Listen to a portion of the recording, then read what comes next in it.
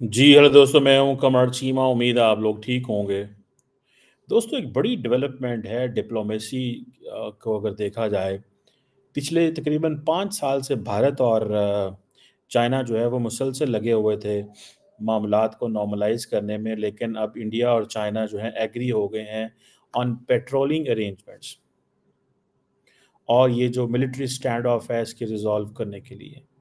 मैं आपको एक बात बताऊँ, India is very much interested in conflict resolution with China, but India is very much interested for a conflict management with Pakistan.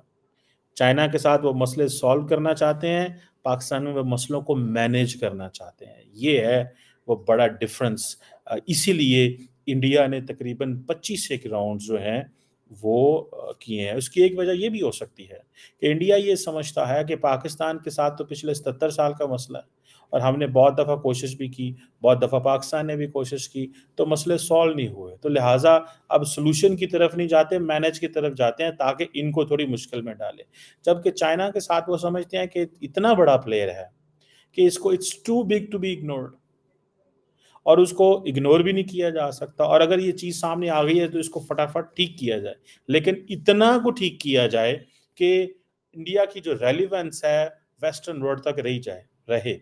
क्योंकि ये भी एक तासुर है कि इंडिया चाहता है कि जो वेस्टर्न वर्ल्ड पर्टिकुलरली अमेरिकन्स आज उसको सपोर्ट कर रहे हैं, वो इसीलिए सपोर्ट कर रहे हैं बिकॉज़ इसका चाइना के साथ मसले हैं। और वो इसको रिसेंटली जो न्यूयॉर्क टाइम्स ने एक स्टोरी छापी थी कि और थ्रू सैटेलाइट्स उन्होंने बताया था कि चाइना ने कितने गाँव एलएसी के ऊपर बना लिए हैं। तो ये सारी चीज़ें मौजूद हैं। बहरहाल इंडिया के जो फॉरेन सेक्रेटरी हैं विक्रम मिश्री साहब, उन्होंने आज मीडिया से ये बात की कि जो military stand of the line of actual control के ऊपर उसमें पेट्रोलिंग अरेंजमेंट्स के हवाले से फैसला हो गया।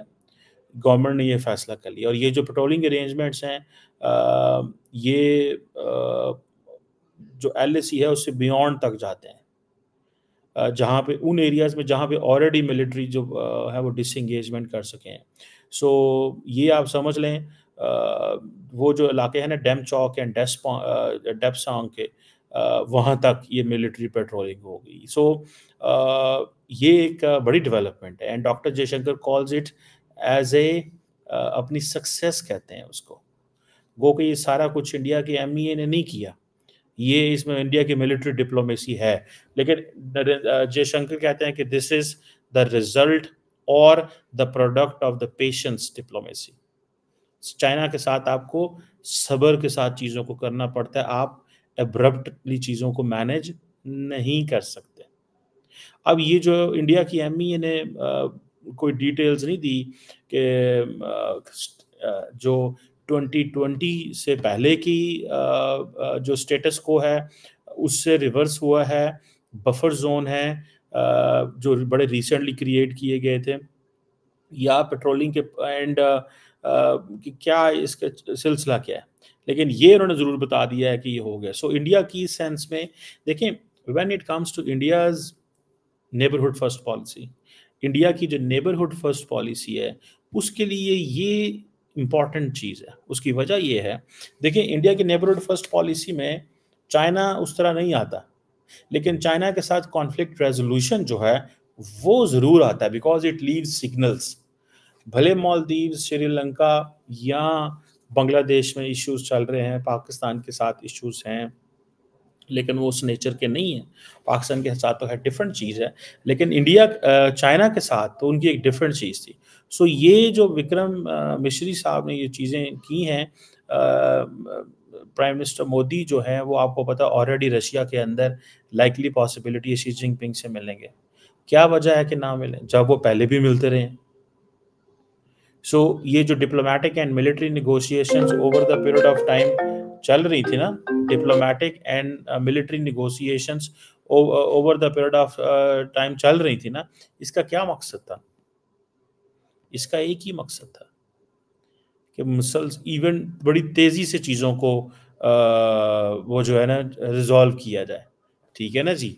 सो मेरा ख़्याल ये है कि जिसे वो कहते हैं ना, एक तरफ इंडियंस को ये था कि अपनी मामलात को मैनेज करो एक तरफ उनको इस चीज़ को था कि मामलात को मैनेज करो और दूसरी तरफ उनको ये था कि भैया ये जो चीज़ें हैं जैसे हो तैसे हो अ, अगर हमने इसको कंक्लूड ना किया, इन मामलात को ठीक ना किया, तो ये इतना लंबे अरसे तक चीज़ें रहना अच्छा नहीं है हमारे लिए। अब देखते हैं कि नेक्स्ट स्टेप क्या लिए जाते हैं।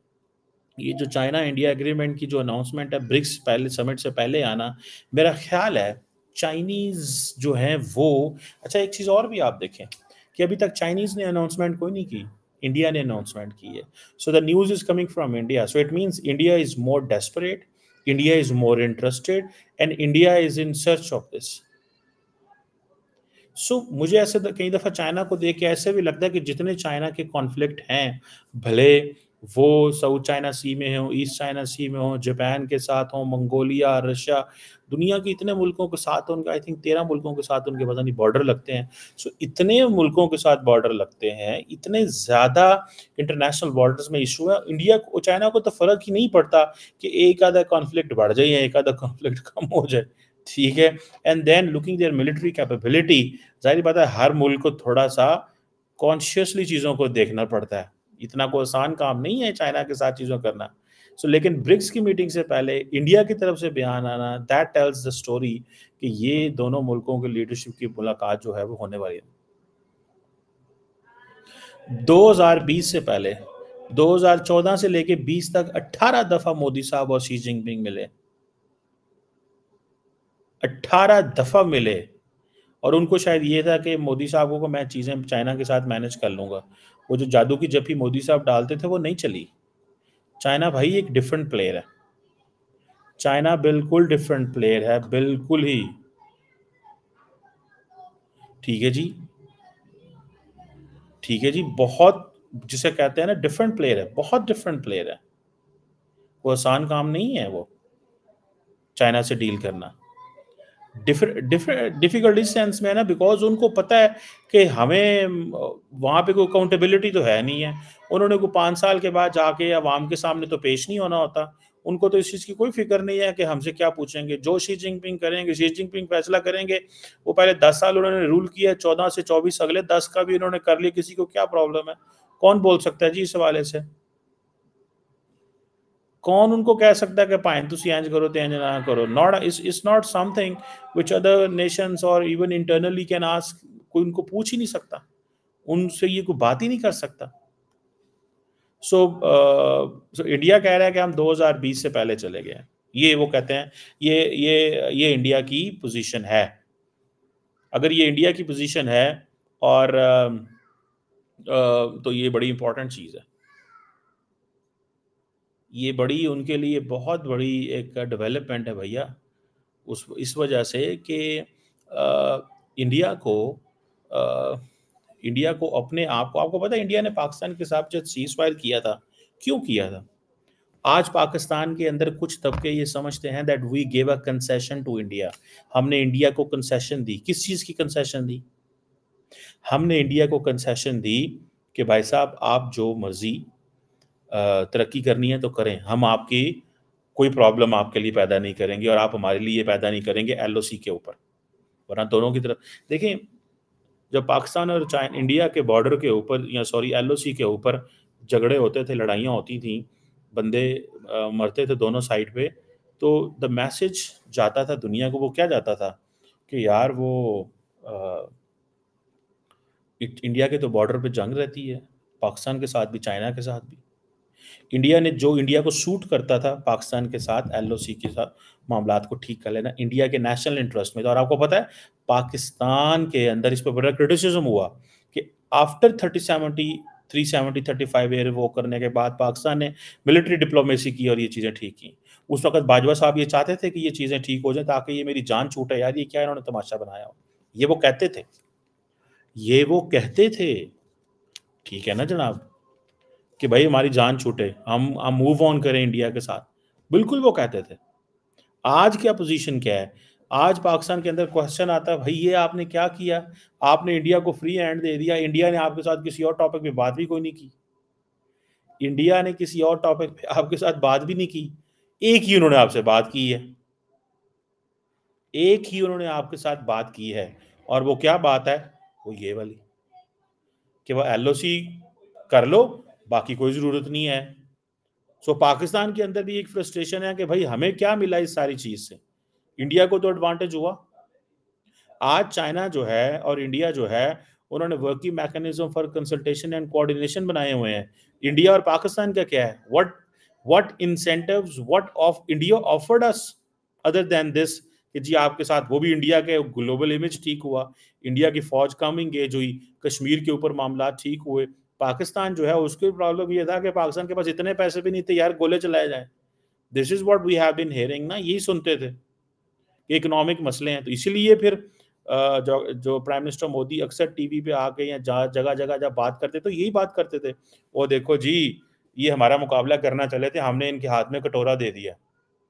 ये हमारा मुकाबला करने चले थे, हमने इनके, ये बेसिकली बहुत सारी ऐसी वोकैबुलरी पाकिस्तानियों ने दी हुई है इंडियन लीडरशिप को। जब इमरान खान साहब ऑपोजिशन में थे तो वो अपने वजीर आजम को जब बाहर जाते थे तो पैसे लेके आते थे, तो कहते हैं ये बाहर जाके खैरात मांगते हैं, ये बाहर जाके भीख मांगते हैं, ये बाहर जाके इन्होंने अपना कशकोल पकड़ा होता है।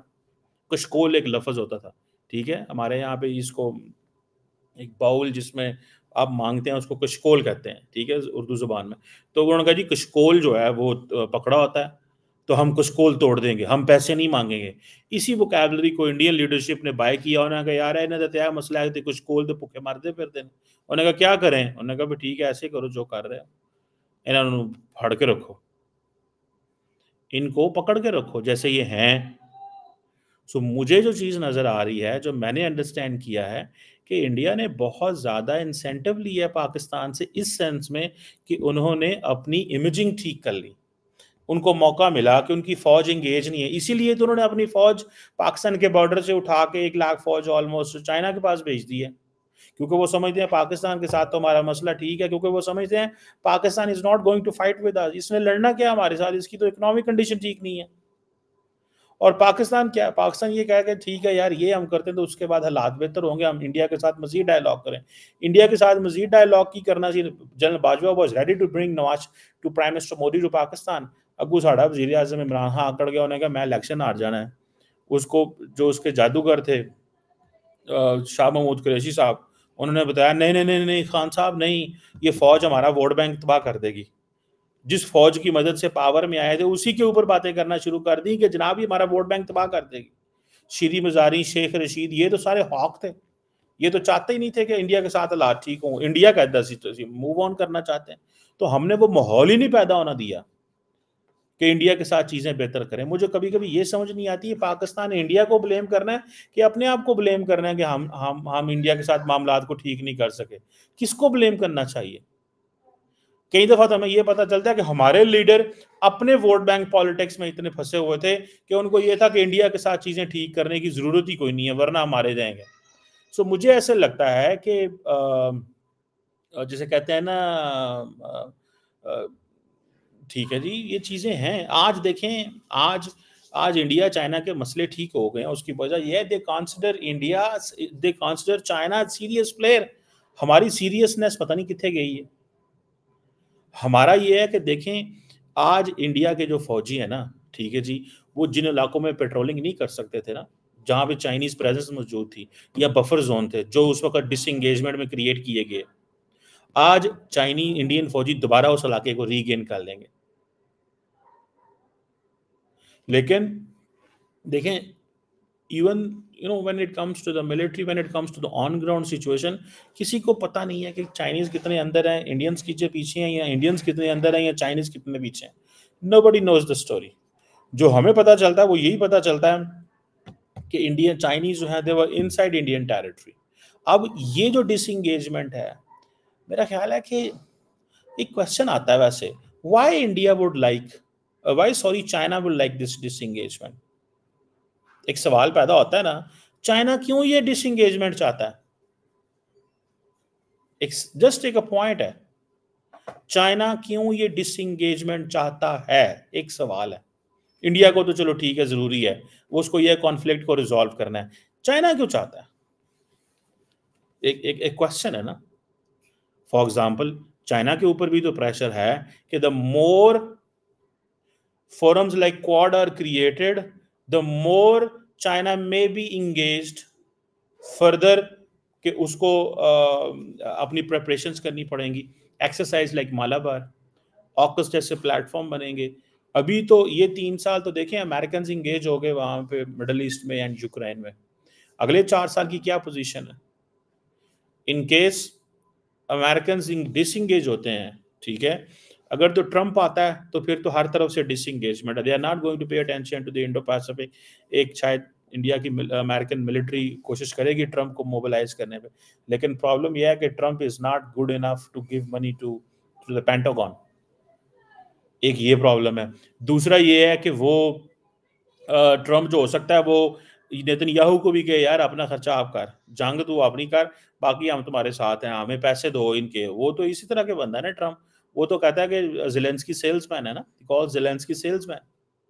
सो क्वेश्चन ये है अब जो चाइना जो है उसको ये तासुर देना है अपने खित्ते के अंदर that we are not the hawks, we are not the one who are a problem child. हम प्रॉब्लम क्रिएट करने वाले बच्चे नहीं हैं इस खित्ते में, ठीक है. सो वो भी अपने आप को समझते हैं कि द बोर्ड दी अमेरिका जो है वो सारी दुनिया को हमारे बॉर्डर पे लेके आ गया है. वो ये समझते हैं, दे बिलीव इन दिस, कि दुनिया को हमारे बॉर्डर पे लेके आ गया. अब हम क्या करें और क्या ना करें. सो लेट्स सी यहाँ पे आके व्हाट काइंड ऑफ सिचुएशन जो है वो क्या इमर्ज होती है, कैसे फर्दर चीज़ें जो हैं वो चलती हैं, और इंडिया और चाइना को क्या एडवांटेजेस मिलते हैं. सवाल तो ये पैदा होना है कि इंडिया और चाइना को क्या एडवांटेजेस मिलेंगे, इंडिया एंड चाइना इससे क्या गेन करेंगे. चाइनीज स्टेटमेंट क्या आती है, that is yet to be checked. Chinese statement क्या आती है. इसमें है तो देखें इंडिया और चाइना दोनों के लिए बहुत ज़बरदस्त चीज़ है ये. इंडिया बड़ी देर से कह रहा था चाइना को कि रिस्टोर करो 2020 वाली सिचुएशन. ये जो देखें, यही मैं चीज़ आपको बता रहा था, कई दफ़ा कहा है कि आपका जो इवन एडवर्सरी है ना, he wants you to be serious. Indians know that China is serious player. For Pakistan they know they are not serious player. क्योंकि एक तरफ वज़ीर आज़म का दिल कर रहा होता है मैं इंडिया से बात करूं, लेकिन दूसरी तरफ कहते हो मैं इलेक्शन हार जाना है, कुछ कर लो. और ये बातें हम इंडिया को कहते हैं कि वो जी मोदी साहब जो है ना वो वोट आ गए होते. वो भी उनकी तरफ भी ठीक है, लेकिन हमारी तरफ इमरान खान ने भी तो ये चीज़ की है. लेकिन ये जो मौजूदा लीडरशिप है, ये जो शरीफ फैमिली है, the Sharif family they are serious players, ठीक है ना जी. शरीफ फैमिली सीरियस प्लेयर है, और शरीफ फैमिली को इस चीज़ का बहुत अच्छे से पता है कि, और उनकी तो आपको पता है अभी जब ये एससीओ की मीटिंग हुई है तो जयशंकर की और उनकी बड़ी अच्छी मुलाकात हुई है, बड़े अच्छे से वेलकम किया है. फिर देन आप देखें कि इंडियन जर्नलिस्ट को एंटरटेन किया फॉर्मर प्राइम मिनिस्टर ने इंग्लैंड लाहौर में. हालांकि पाकिस्तानी जर्नलिस्ट इंग्लैंड इंडिया जाए तो कोई नहीं उनसे मिलता. ये एससीओ को हुआ तो कोई कोई लंबी चौड़ी कोई ना लिफ्ट ही नहीं कराई. हाँ बस ठीक है, दूर दूर ही रहो, नज़दीक नहीं आना तुझे. He has been, people have been saying this. So let's see how things go. जिसे कहते हैं ना ये चीज़ें चलती हैं, कैसे फर्दर अनफोल्ड होती हैं, देखना पड़ेगा उससे क्या निकलता है क्या नहीं निकलता.